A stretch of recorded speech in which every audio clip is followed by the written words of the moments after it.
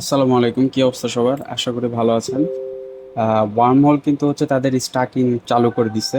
Starc for governance is now live for W token holders. তো এখানে worm হোলের স্টাকিং করার কারণে আপনারা অনেকগুলো মাল্টিপল বেনিফিট পাবেন, দেখাচ্ছি সামনে। তো আমরা হচ্ছে আজকে এটা নিয়ে কথা বলবো, কীভাবে আপনি ডেলিগেটটা করবেন, মানে স্টাকিং করবেন কীভাবে, ডেলিগেট করবেন কীভাবে, এবং হচ্ছে এটার বেনিফিটটা কি আসলে ফিউচার রাউন্ডগুলোতে, ঠিক আছে, আপকামিং দিনগুলোতে আপনি ওয়ার্ম হোলটা যদি আপনার ডাব্লিউ টোকেনটা স্টাক করেন তাহলে আপনি কী ধরনের বেনিফিট পাইতে পারেন। ওকে ফাইন, প্রথমে কথা বলা যাক আসলে যে আমরা এটা ডেলিগে মানে হচ্ছে স্টাকিং কেন করব। স্টাকিং করবো হচ্ছে মোনাড ড্রপ ফার্মিংয়ের জন্য, সোজা বাংলা হিসাব। মোনাডের যে অ্যাক্টিভ কমিউনিটি মেম্বার যারা ছিল তাদেরকে হচ্ছে ডাব্লু একটা হিউজ রিওয়ার্ড দিছে, ঠিক আছে, বিরাট বড় অ্যামাউন্টের রিওয়ার্ড বলতে পারেন আপনি। কারণ হচ্ছে তখন হচ্ছে ডাব্লু হচ্ছে $1.5 করে রানিং ছিল, মানে $1.5, ধরেন, বা ওরা 1.6 সেল করতে পারছে। 8,000 টোকেন করে দিচ্ছে তাদের কমিটি পার পার্সনকে, তো $12,800 একটা রিওয়ার্ড ছিল তখন।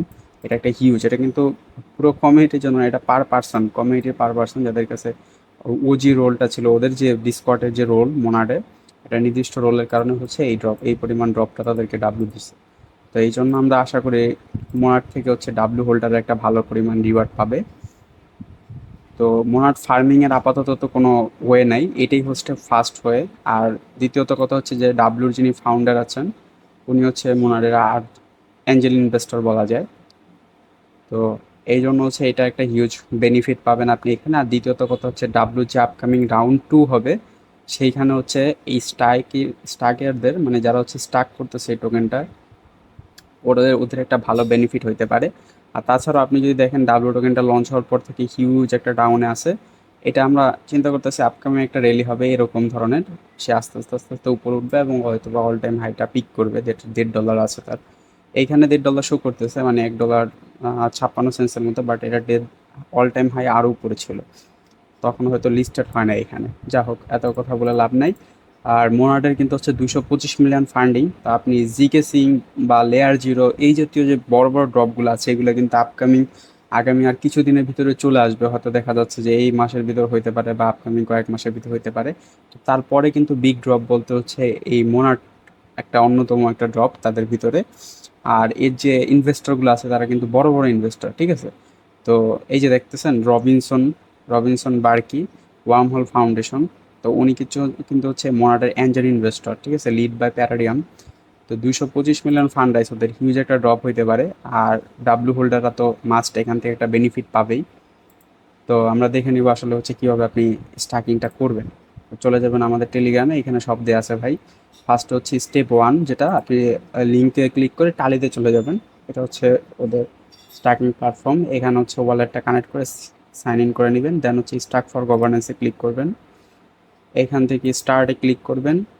আর ডেলিগেটের হচ্ছে ইএনএস এর অ্যাড্রেস এইটা, মানে আপনি হচ্ছে এখান থেকে ডেলিগেট করবেন আমাকে, আমাকে বলতে হচ্ছে এয়ারড্রপ হাবকে। তো এখান থেকে জাস্ট কপি করে নিয়ে আসবেন অ্যাড্রেসটা, এনে হচ্ছে এখানে সার্চ করবেন, পেস্ট।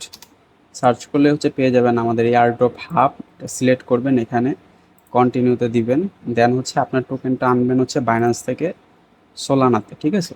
আর সোলানাতে হচ্ছে আপনার ডাব্লু টোকেনটা এনে রাখবেন, আর কিছু সোল ফিস রাখবেন $3 থেকে $4 মতো, তাহলে এনাফ। এখানে বেশি পরিমাণ ফিস কাটে না, অ্যারাউন্ড $1 আশেপাশে বা সামথিং বেশি এরকম একটু কাটে। তো আপনি আপনার টোকেনটা সিলেক্ট করবেন এখান থেকে, যেমন হচ্ছে আমার ব্যালেন্স হচ্ছে 1010 টোকেন। এখান থেকে নেটওয়ার্ক সিলেক্ট করবেন হচ্ছে বেস চেইন, দেন হচ্ছে আপনার ইভিএম অ্যাড্রেসটা কানেক্ট করবেন। প্রথম কানেক্ট করবেন সোলানা, এটা হচ্ছে সোলের সাথে কানেক্ট থাকে, আমি কানেক্ট করে নিছি, আপনি চাইলে ডিসকানেক্ট, অবশ্যই আমি ডিসকানেক্ট করেও দেখাই আপনাকে, কানেক্ট হয়ে যাবে অটোমেটিকলি। দেন হচ্ছে ইভিএম অ্যাড্রেস যেটা শুরুতেই কানেক্ট করবেন ওইটা হচ্ছে এখানে কানেক্ট করে নেবেন। দেন আপনি হচ্ছে কত টোকেন হচ্ছে ট্রান্সফার করতে চাচ্ছেন, এটা হচ্ছে সোলানা থেকে হচ্ছে ইভিএমে যাবে, প্যারালাল চেনের মতো। তো এখান থেকে অ্যামাউন্ট সিলেক্ট করে দেন approve and process with transaction, এখানে ফিটা দেখেন মাত্র হচ্ছে 18 সেন্ট দেখাচ্ছে, বাট একটু বেশি কাটে আর কি, সামথিং $1 আশেপাশে রাখবেন। আপনার এই টোকেনটা হচ্ছে চলে যাবে সোলানা থেকে বেস চেইনে।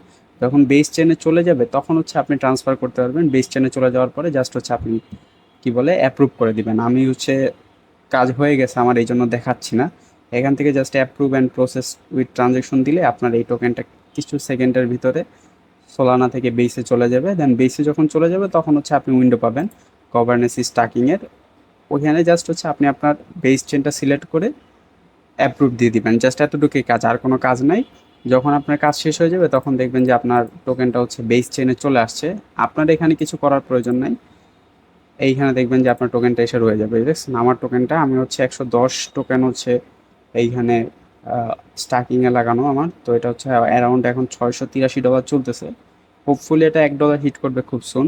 তা আপনার টোকেনটা আপনার ওয়ালেটেই থাকবে, জাস্ট হচ্ছে আপনি সোলানো ওয়ালেট থেকে বেস চেনে নিয়ে ওখানে ডেলিগেট করবেন, আর হচ্ছে মানে স্টাক করবেন। আর আমাকে ডেলিগেট করার কারণটা হচ্ছে, যদি আপনি অ্যাক্টিভ থাকতে পারেন এখানে, তাহলে আপনি আপনার নিজেকেও ডেলিগেট করতে পারেন। জাস্ট একটা ডেলিগেটর প্রোফাইল সেট আপ করে নেবেন, দেন হচ্ছে নিজেকে ডেলিগেট করতে পারবেন। এই just I want to delegate my self দিলেই আপনি হচ্ছে নিজেকে ডেলিগেট করতে পারবেন। কিন্তু সেক্ষেত্রে হচ্ছে আপনার সবসময় অ্যাক্টিভ থাকা লাগবে এখানে। নতুন কোনো প্রপোজাল যখন আসবে তখন ওগুলাতে হচ্ছে আপনার ভোট দিতে হবে।